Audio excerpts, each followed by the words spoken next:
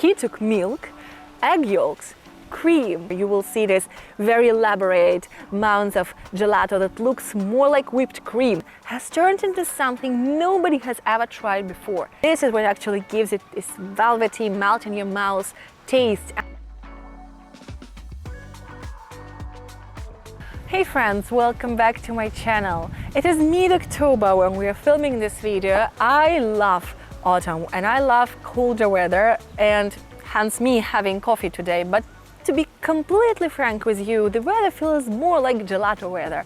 And so I decided to order this warm October in Italy and walk you through the history of gelato. As promised, I have a new story this week, and I want to tell you a little bit more about this, ice scoop of happiness, as we'll trace its history, and I will also share some curiosities, and I will tell you how to spot the best gelato in this country. Before we begin, don't forget to subscribe, hit the bell button down below so you get the notifications of all the upcoming videos, and join me on this gelato journey on this very, very warm autumn day.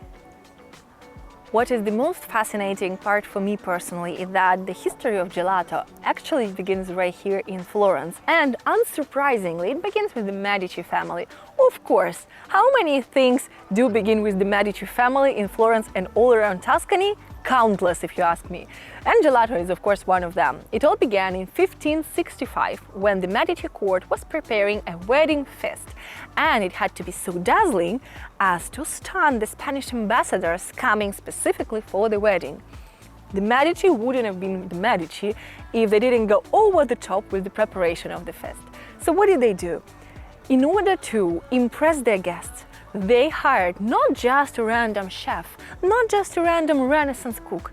They hired Bernardo Buontalenti, who was an architect first and foremost, also an alchemist, probably a little bit of a magician, and yes, apparently the man who invented gelato. Buontalenti's task was not only to design the banquet hall, but also to create the flavors worthy of a dynasty. He took milk, egg yolks, cream, sugar and a hint of lemon zest. Nothing unusual at first, but then came the twist. Buontalenti ordered snow to be brought from Alpine caves and stored in the underground ice houses.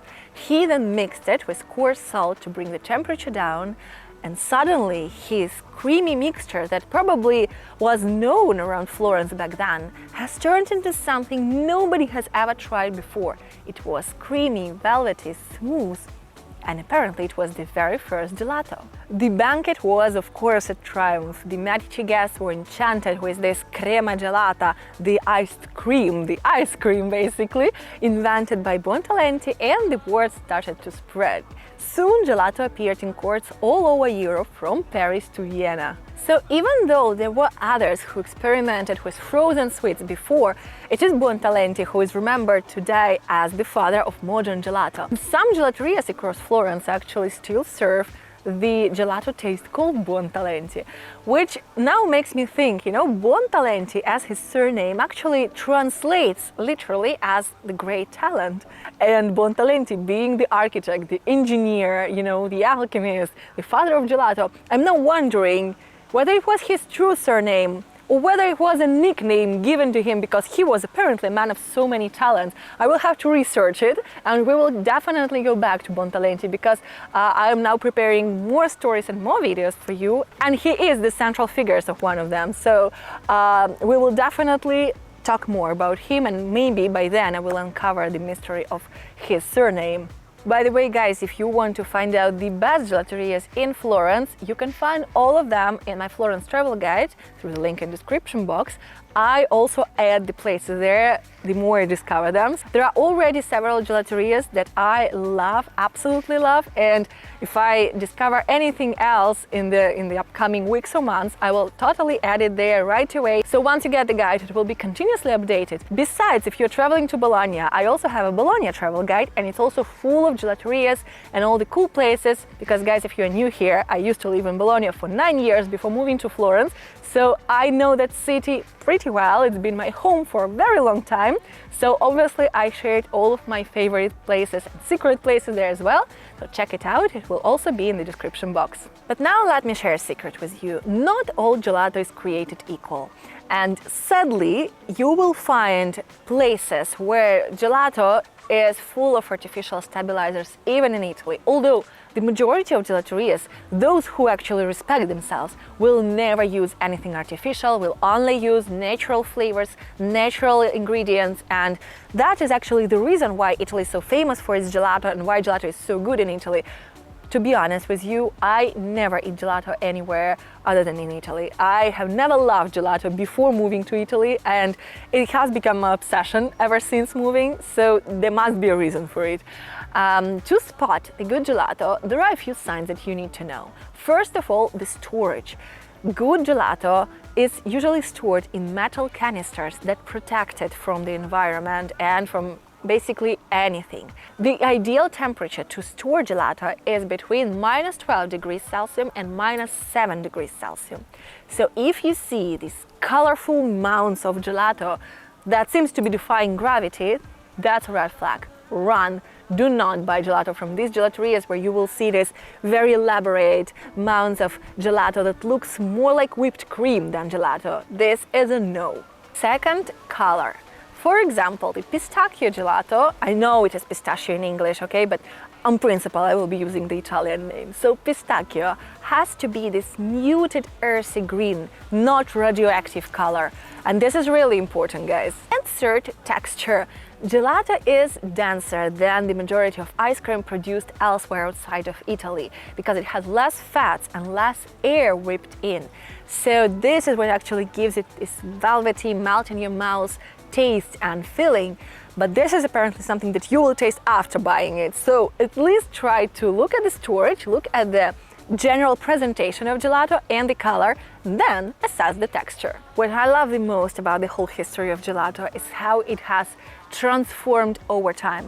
What began as a courtly delicacy to astonish princes and ambassadors has become probably the most democratic treat in Italy, because gelato is now widely accessible and it is not expensive, it is not difficult to find. You will find it on every corner, in every neighborhood gelateria, and actually these are usually the best ones, you know, the ones located a little bit more in the residential areas that open later in the day and where kids and Italian nonnas alike can enjoy this special treat. Oh, and also let's not forget about gelato's southern cousin, the granita. Granita was born in Sicily and it is a wonderful treat, very much loved by Italians and tourists, very much consumed during summer months. It is a little bit more liquid than sorbet. It has these tiny crystals of ice inside it. You usually eat it with a spoon or sip it through a straw. And there are no eggs, no cream whatsoever. Granita is pure fruit, water and sugar. Where gelato gives you this velvety texture, granita is like glittering shards of ice, and it is incredibly refreshing during especially hot months. Also, if you're not following me on Instagram, make sure to come give me a follow, because I share some of the other places there in daily life and, you know, everything just happening in real time there. So it will be the best way to keep updated on what's happening in my life, all the new gelaterias that I'm finding, how the weather is progressing, and, you know, what am I just doing. It is more of a lifestyle content than YouTube, because now, as you know, we are moving towards more history-focused videos here. So if you still want the Italian lifestyle, go check out my Instagram. By the 17th and 18th centuries, cafes and gelaterias became the social hubs all around Italy and well beyond it. It is fascinating, you know, when you think about it, how something that has started in the secret Medici kitchens spread all over Europe and became an everyday ritual, because it still is today here in Florence and in other Italian cities, especially during summer. Getting a gelato is a must. You will get a gelato after dinner, you will get a gelato during the day, you will get a gelato during your evening walk. There is virtually no bad time to experience this mix of an old world tradition and modern joy all in a single scoop. So if you needed any more reasons to love Florence, I just gave you one more. Florence didn't just contribute to the development of art, architecture, and the whole history of humankind, if you ask me, because I totally credit Florence for all the Renaissance beauty and the development of the humanity after that. But it has also created one of the most beloved desserts ever. Tell me in the comments if you knew that gelato was invented right here in Florence. And once again, don't forget to subscribe if you're new here. I will see you in the next video next week with a new story. Thank you so much for watching and enjoy your day.